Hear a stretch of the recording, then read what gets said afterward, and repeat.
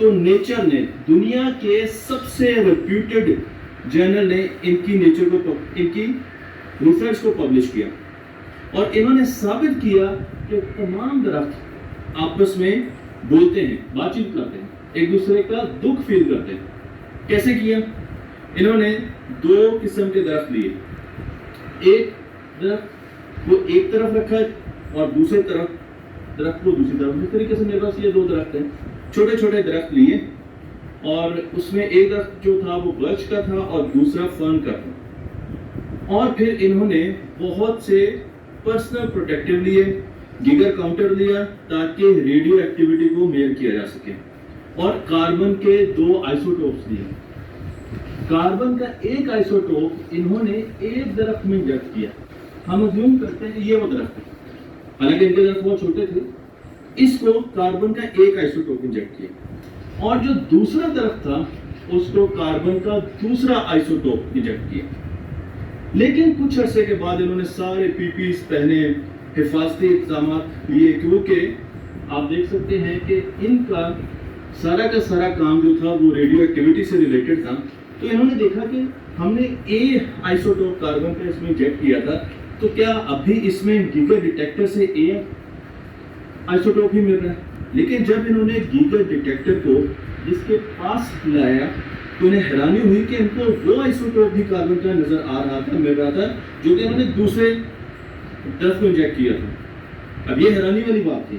پھر انہوں نے دوسرے درخت کو جب چیک کیا تو پتہ چلا کہ جو آئسوٹوپ انہوں نے اس درخت میں انجیکٹ کیا تھا وہ دوسرے درخت تک بھی پہنچ چکا ہے.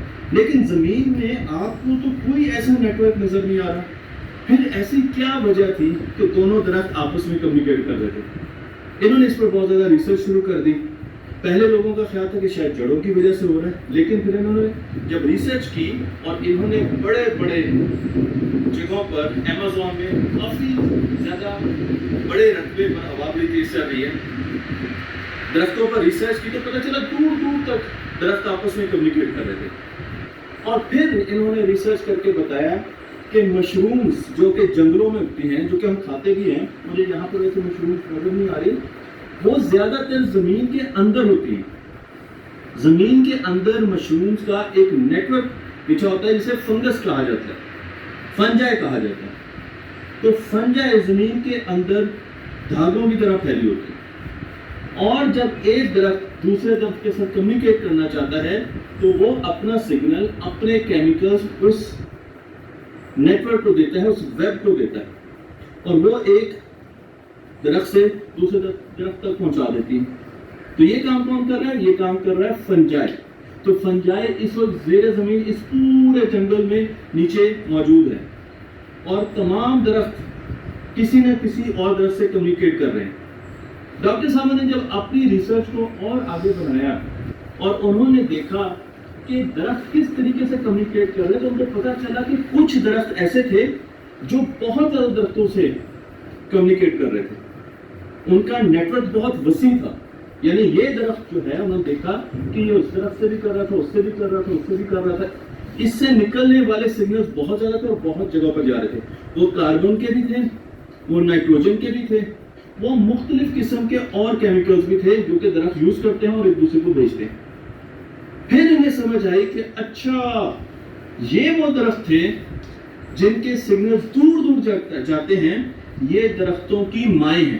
انہوں نے انہیں مدر ٹری کا لقب دیا, یعنی یہ پیرنٹ ٹری ہیں, ان کے نیٹ ورک دور دور تک ہیں, اور جب ایک ینگ ٹری اگنے کی کوشش کرتا ہے تو یہ اس کے ساتھ کیمیکل سگنلز کی کمیونیکیشن شروع کرتی ہیں, اور پھر آہستہ آہستہ اسے وہ چیزیں دیتی ہیں جو اس کو ضرورت ہو.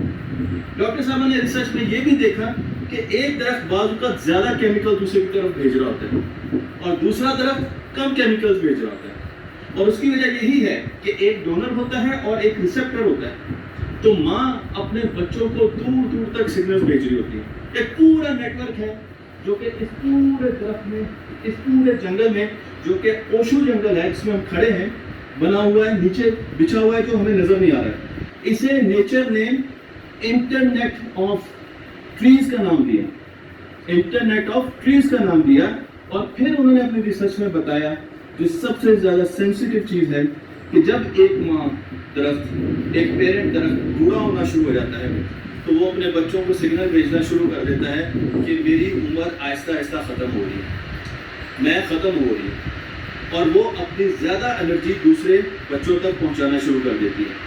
اسی طریقے سے جب کسی درخت کو کسی بھی بیماری سے یا کسی جانور سے درخت کو مشکل پیش آتی ہے یا خطرہ آتا ہے تو وہ بھی فوراً سگنل بھیجنا شروع کر دیتا ہے دوسرے درختوں کو کہ مجھے بچایا جائے، میری ہیلپ کی جائے، کیونکہ مجھے ان درختوں سے، ان جانوروں سے، ان پرندوں سے، ان انسانوں سے ڈر لگ رہا ہے، مجھے پریشانی، کیونکہ مجھے ختم کر دیں گے۔ اس پر بہت زیادہ ریسرچ ہو رہی ہے۔ اور آخری بات یہ کہ جب ایک ماں درخت مرتی ہے یا انسان اسے کاٹتا ہے تو پورے جنگل کے درختوں کو پتہ چلتا ہے کہ ان کی ماں کو ختم کیا گیا۔ جب بھی ہم درختوں کو کاٹتے ہیں، ہم پرانے درختوں کو کاٹتے ہیں لکڑی کے لیے، پیپر کے لیے، جس پیپر کو ہم تھوڑی دیر یوز کر کے ایسے پھینک دیتے ہیں۔ پورے جنگل کے درختوں کو پتہ چلتا ہے کہ آج ان کی ماں کا قتل ہو گیا ہے، آج ان کی ماں کو ختم کر دیا گیا۔